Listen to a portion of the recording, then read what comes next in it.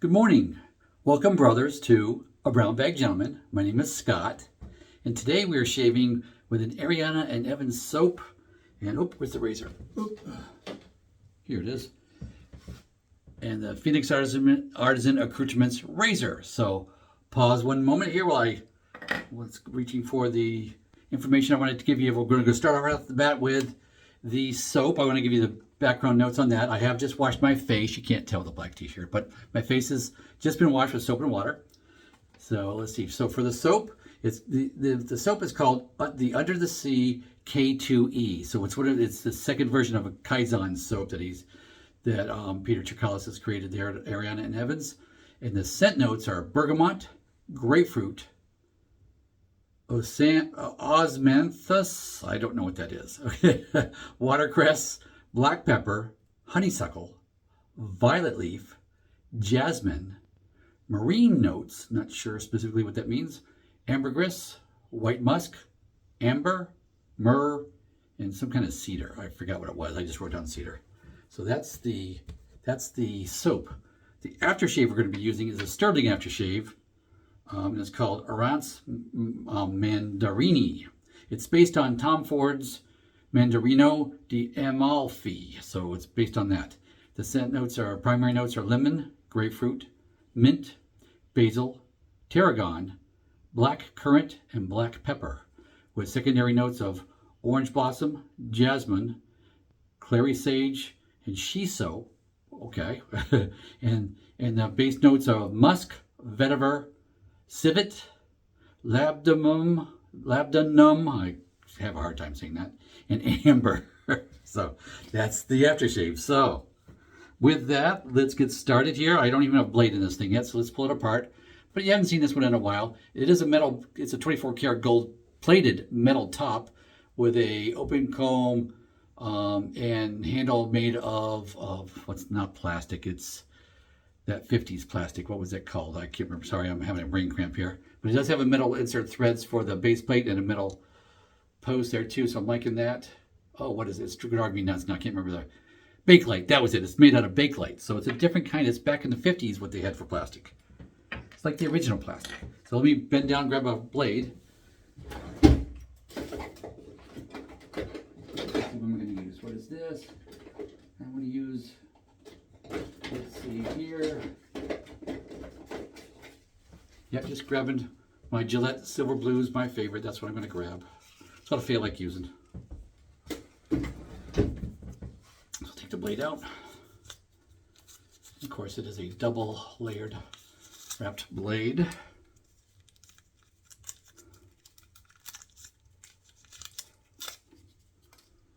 Okay, and here's that gold plated top. Throw that in there. And then the Bakelite base plate. I like that. I like that color. That's kind of neat, Bakelite. And then the handle, of course, with the brass threads there, metal threads. Go ahead. There we go. Snug it down. Snugs down nicely. Little bit overhang to be aware of, just so you can see it. So you can see it there. So there's a little overhang, and of course it looks a little dust on there, a little spot. There we go. So that's what it looks like with the blade in there. So it's got I guess an average amount of exposure, I will say. And with that now, I've been jabber-jawing for a few minutes. My face is dry now. I'm just going to splash on some warm water from the sink. Just get that damp face base. It's important to see. I've already washed it a couple minutes ago. Oh, let me just decline that. Sorry. Son is trying to call me when I'm videotaping. He'll have to wait. Oh, this smells so good. Wowie. It just pops you in the nose. This smells nice. Very citrusy forward, I would say. Yes, definitely. Liking this. Strength, it just jumped out there. I'm going to say it's closer to like a 5 out of 10. I'm going to say that. It just jumped out. Maybe a little higher, maybe a 6 out of 10. Yeah, it just jumped right out at me. I like that. Not overpowering by any means, so it's no 10 or anything that's listed like crazy. But it is prominent and it's nice. If you like citrus notes, and I do. I smell a whole bunch of citrus in that. That smells wonderful. Okay, warming up the razor now in the sink. and pass one with the grain.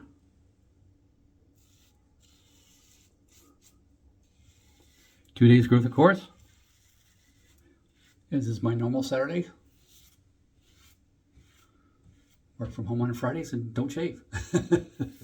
So, and it makes it so just so you can see the whiskers a little bit better when I go to film here on Saturdays. So that's why I purposely try not to shave on Fridays, even if I want to, if I'm filming, just so you can, so it shows that I've got some growth.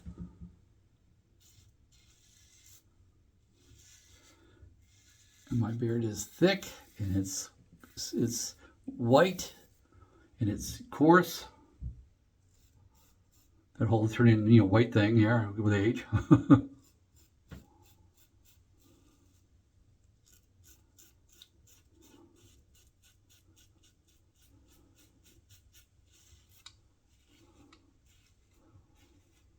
And these blades are a known quantity for me. I know that I get probably 6 solid shaves out of this blade.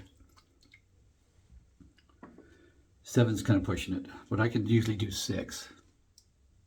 And I generally, even when I'm shaving daily, I used to always at least skip one day. In fact, Saturday used to be the day I skipped. Just to give the face a break.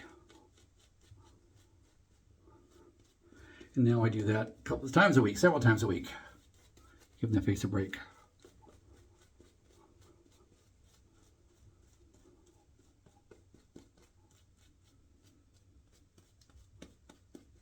There we go. Pass 2 is across the grain. Oh, I am really, a little soap going off the nose. There we go. But the soap is smelling very nice. Well, it's a little thirsty. I had to add water 3 times when I whipped it up. I didn't show you, but let me just rinse off my razor here so I can show you. Here's my copper bowl here with the soap in it.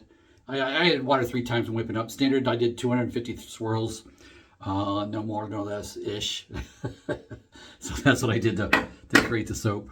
I don't like go crazy and whip it up really thick in volume. I don't do that. I get it to where it's a good performer, which is usually about 250 swirls, so that's why I like it. In my early days, I used to do less, and I used to face lather. When I was really being miserly, I would swirl it in the soap for about 40 swirls and then build it on the face. And now I do more. But that's how I started. And now even if I'm face lathering, I'm still going to do at least 100, swirls in the soap itself. If I'm loading from a puck, that is.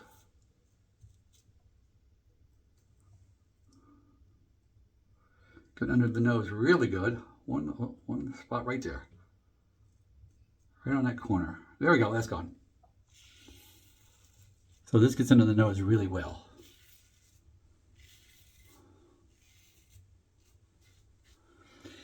Aggression on this razor, not horrible. It's less than mild, less than medium, I would say. It's a mild but headed towards medium type razor with those open combs. Usually the open combs are a more aggressive style. Not always, especially with Phoenix. It can trick you because they can make some very mild ones and they can make some more very aggressive ones. And they have those adjustable ones there too that can kind of cover the gambit. But none of it is overly aggressive, we'll put it that way. They're not like really, going to rip you apart or anything. I've noticed, except for there's one that they make that is real aggressive, but it's not this one.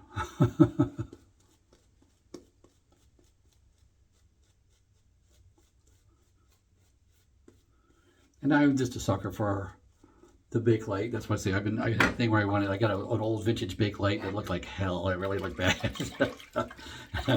But it was Bakelite, and that's kind of what I wanted. And I was trying to think of what to do with the head. The head's all just pop metal and all kind of tore up. And I wanted to refinish it. I'm just not sure that I can. So that's kind of my limitations because I don't have ability to do powder coating or anything. So I'm not sure, unless I find somebody who can, that'll get done. But we'll see. But this is very nostalgic in its presentation. It comes in a wonderful case too.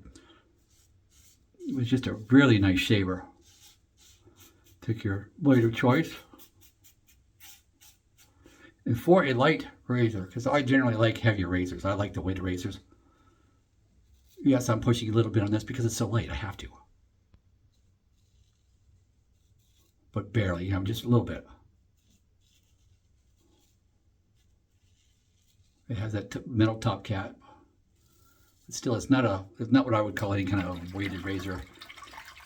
If this thing goes 50 grams, I'd be surprised. And it might, I don't know, but it's no 100.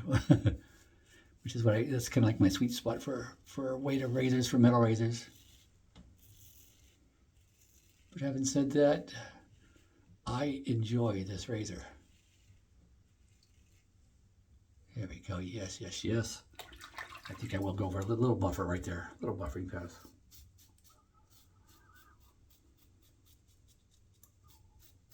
And yes, it's mild, so I'm trying against the grain on the nose, which, yeah, I don't do that often.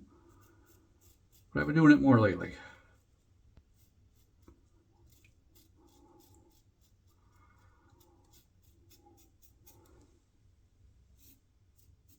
Oh, yeah, that's nice. That's nice. Took that off and it didn't really bite me or anything, so I like that. So it's got good manners. The razor has good manners. It's had a proper upbringing. There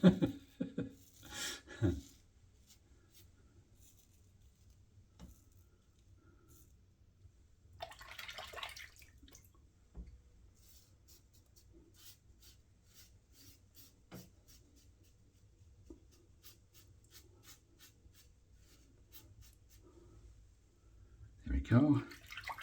Now I'm just going to throw a little water on the neck. We've got a little light buffing. Light buffing.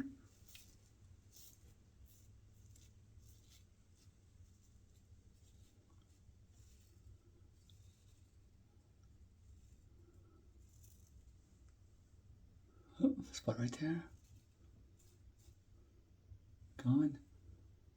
Oh, right there. Oh, right there too. Oh, right along there. I missed this bite the other day too as well. On Thursday I missed right here. Get a little slack in my technique, I guess. Oh, yeah, on this side too, yeah. Yeah, that's enough. Don't want to go too much because, yeah, I don't have any soap on, but the residual slickness from the soap is so good that, hey, I didn't really need to just get it wet and it's fine. So I am happy with that. Yes, very happy with that. Let me pause and wash up. I'll be right back. Okay, guys, I am back. Just washed off the face from the residual soap there off left on my face with a warm washcloth. And cleaned the equipment up, put it back on the shelf. And just want to remind you, this little sample of this Arianna Avon soap, oh, that smells good. You can see the 1 spoonful taken out. I did it with my spoon. This goes in the pile of the giveaways, which is getting really close because I said that I was going to have a giveaway when I get to 500 subscribers. When I looked yesterday, it was like above, I think it was like 495 or above. So I'm getting real close. I'm getting real close. So we're going to have that giveaway, I'm sure, sooner than later. So yeah, so that's going in the pile with the rest. And you're going to like this. If you like citrus, you're going to like this. This is a nice soap. So with that, let's see here. Now of course, I got to close the pores as always. Turning the cold water on. The sink. And as usual, I do 2 splashes of cold water to close the pores. So let me do that.